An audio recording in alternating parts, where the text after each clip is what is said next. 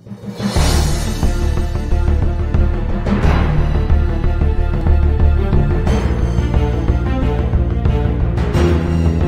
learners of English, this is M. Rahman and you are attending RSC classes of English language. We welcome you to our lecture in which we have a topic is study of nouns as singular and plural in form. हमने आज ये बिल्कुल एक latest topic लिया है आप लोगों को कुछ नई इंफॉर्मेशन देने के लिए। हम जानते हैं कि सिंगुलर भी होता है, प्लूरल भी होता है और जनरली एक ट्रेडिशन है, एक मिथ है कि जब हम एस और ईएस लगाते हैं तो सिंगुलर का प्लूरल बन जाता है, जो कि एक बहुत ही बेसिक रूल है प्लूरल बनाने का। हमेशा ऐसा नहीं होता कि किसी भी नाउन में हम एस और ईएस लगाएं और प्लूरल बना लें। तो यहाँ पर हमने कुछ ऐसे वर्ड्स, कुछ ऐसे नाउन कलेक्ट किए हैं जिनमें आप एस और ईएस लगा करके प्लूरल नहीं बना सकते हैं। उनके प्लूरल बन जाते हैं, किसी के नहीं भी बनते हैं, लेकिन अगर प्लूरल बनते हैं तो कुछ अलग वर्ड्स और ग्रुप ऑफ वर्ड्स को जोड़कर, वो हम आपको अगले लेक्चर में बताएंगे। यहाँ पर हम बताने वाले हैं कि अगर हम किसी भी नाउन को एस लगा करके प्लूरल बनाएं तो उसका मीनिंग बदल जाता है। इट मीन्स हमें उस पर्टिकुलर वर्ड नाउन के अंदर एस या ईएस लगा करके प्लूरल नहीं बनाना होता। उनका प्लूरल कैसे बनाते हैं वो बाद में जानेंगे। पहले आज हम ये जानने वाले हैं कि एस लगने पर, प्लूरल लगने पर उनका मीनिंग क्या हो जाता है। अगर आप वे सारे वर्ड्स जानना चाहते हैं कि जिसका एस लगाकर प्लूरल नहीं बनता तो उनका प्लूरल फिर बनता कैसे है, ये आप देखते रहिए और ऐसी क्लासेस ऑफ इंग्लिश लैंग्वेज। अगले लेक्चर में हम आपको जरूर बताएंगे। आइए शुरू करते हैं हमारे पहले वर्ड वुड से। वुड आप जानते हैं लकड़ी को कहते हैं, ये एक मटेरियल है। तो लकड़ी का क्या होता है कि जब आप लकड़ियां बनाएंगे तो हम आपको यहाँ पर बता देते हैं, तो हम कहते हैं पीसीज ऑफ वुड, प्लूरल बन गया लकड़ी का। लेकिन जब आप वुड पर्टिकुलर वर्ड में जब आप यहाँ पर एस लगा देते हैं तो उस वुड्स का मतलब हो जाता है फॉरेस्ट। तो इस तरह से आप हमेशा एस लगा करके प्लूरल बनाने की कोशिश ना करें, क्योंकि उसका मीनिंग बदल जाता है। यहाँ पर है आयरन। अब आप कहेंगे आयरन तो मटेरियल नाउन है और आयरन मटेरियल नाउन का प्लूरल बनता नहीं है। हाँ, बिल्कुल सही बात है। और रेयर केस में प्लूरल बन जाता है, ये आगे डिस्कस करते हैं। तो आयरन का अगर हमने आयरन्स कर दिया, माना कि इसका प्लूरल नहीं बनता, ये मटेरियल है, लेकिन अगर हमने आयरन्स किया तो इसका मतलब चेन्स बन जाएगा। चेन्स का मतलब है बेड़ियां। आपने मूवीज में देखा होगा कि चेन्स पड़ी होती हैं, हाथ में लिंक्स होते हैं और गले में एक राउंड आयरन बार को राउंड करके गले में डाल देते हैं, फिर उसे चेन्स कनेक्ट करके पैरों में डाल देते हैं, तो उसे हम चेन्स कहते हैं। आप शेकल्स भी कहते हैं, बेड़ियां कह सकते हैं। और अगर मेटाफोरिकली इसको यूज करना चाहें तो ये आपकी मजबूरियां भी कहलाई जा सकती हैं। तो इस तरह से यह है क्लॉथ। जब भी आपका TH आता है तो TH का जो प्रोनाउंसिएशन है वो था होता है, जिसको आप थीटा से दिखाते हैं फोनेटिक्स में।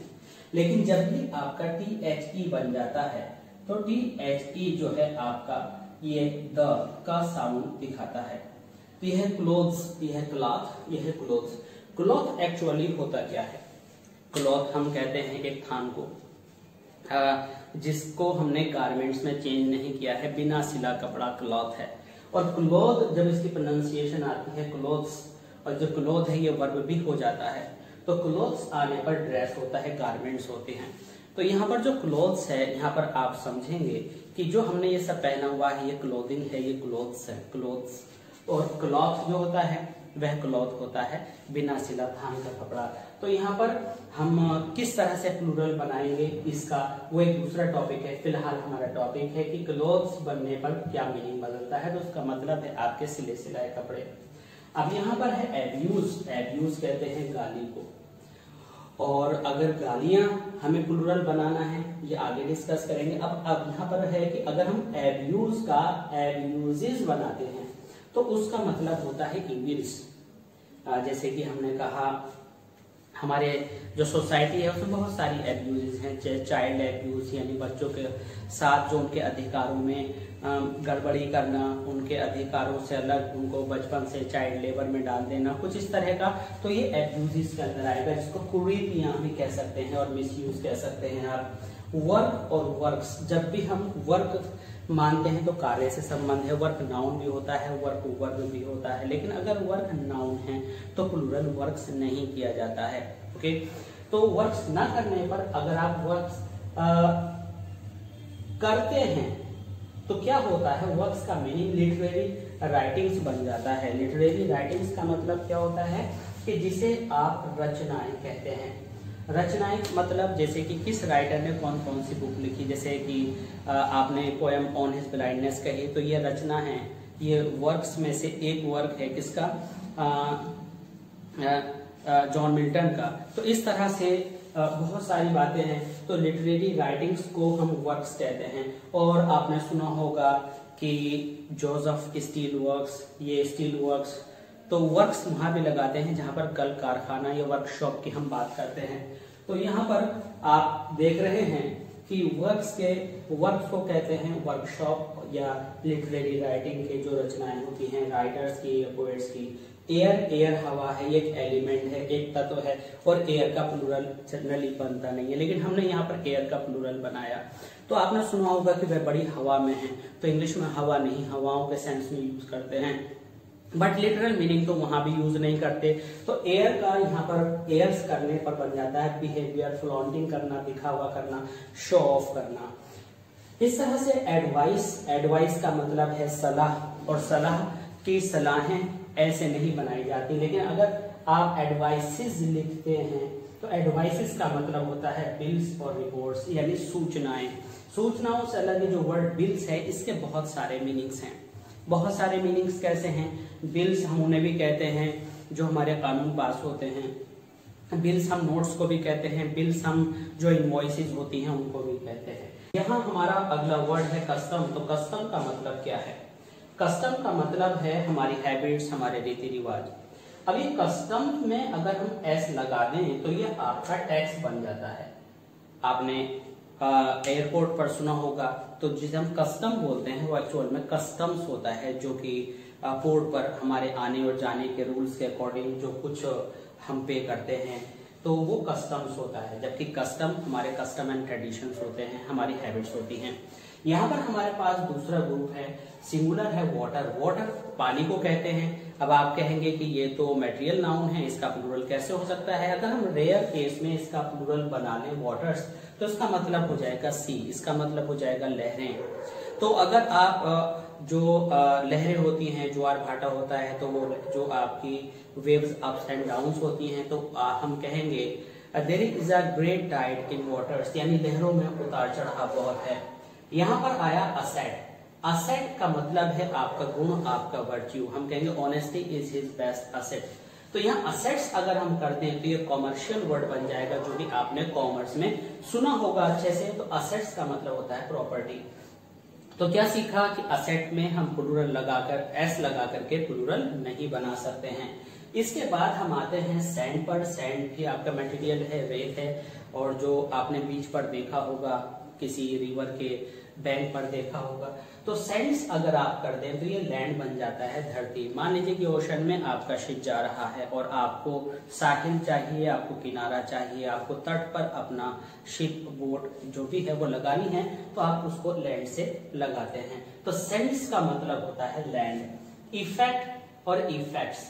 अब इफेक्ट क्या होता है, आप जानते हो कि इफेक्ट और अफेक्ट दो अलग अलग वर्ड्स हैं जो कि प्रभाव के सेंस में यूज होते हैं। तो इफेक्ट का मतलब हो गया प्रभाव, ये आप सिंपली सभी लोग इसके मीनिंग को जानते हैं।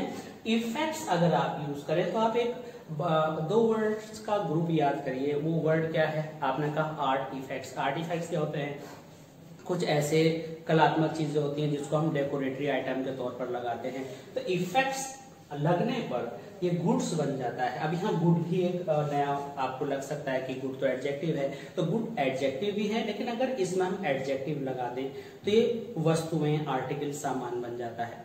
और अगर हम गुड को गुड ही रखें तो गुड अच्छा होता है, जो कि एडजेक्टिव हो गया, नाउन के बारे में कुछ क्वालिफाई करता है, बताता है। और अगर हम गुड भी रहने दें तो गुड का मतलब भलाई भी होता है, तो भी नाउन है। तो इफेक्ट्स होते ही गुड्स, वस्तुएं और आर्टिकल्स बन जाता है। इसके बाद आता है कलर। कलर का कलर्स आपने सुना होगा, कलर्स कर लेते हैं, लेकिन कलर्स एक ऐसा वर्ड है जिसका कुछ दूसरा मीनिंग भी है, और वह क्या है, उसका मतलब है फ्लैग। कोई भी आपने फ्लैग देखा हो, एक से ज्यादा कलर होते हैं। तो फ्लैग कलर में एस लगते ही आपका हो गया flag.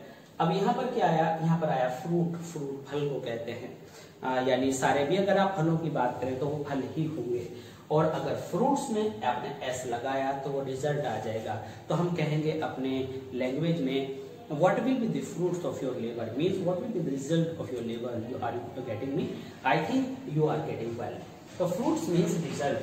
Wit and wits. What is the meaning of wit? Wit means presence of mind while we talk. जैसे जैसे हम बात करते हैं, आपने वाक चातुर्य हिंदी में अगर कहें और हाजिर जवाबी अगर हम उर्दू में कहें तो कहते हैं आप किसी ने सडनली कुछ कहा और आपने उसका पलट कर तुरंत ही सटीक जवाब दिया, उसे हम विट कहते हैं।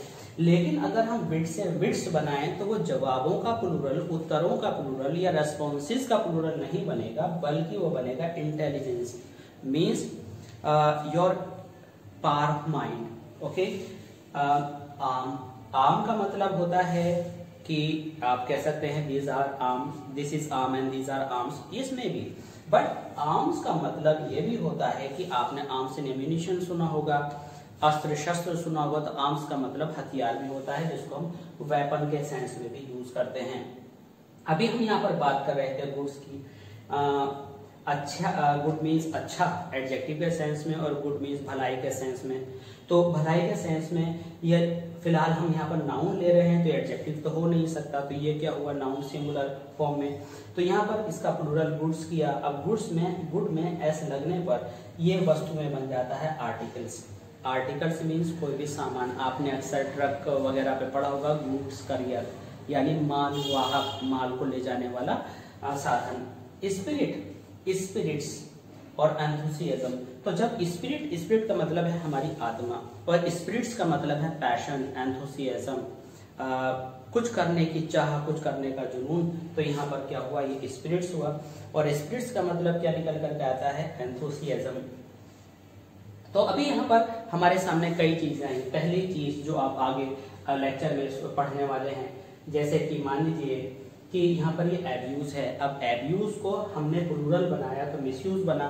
तो अगर हम गाली देने के सेंस में जो हम इल वर्ड्स स्पीक करते हैं के सेंस में अगर प्लूरल बनाएं तो क्या बनाएंगे, ये आप हमारे अगले लेक्चर में देख पाएंगे। और यहाँ पर हम कुछ ऐसे वर्ड्स भी आगे फ्यूचर में बताने वाले हैं, जैसे स्पिरिट है।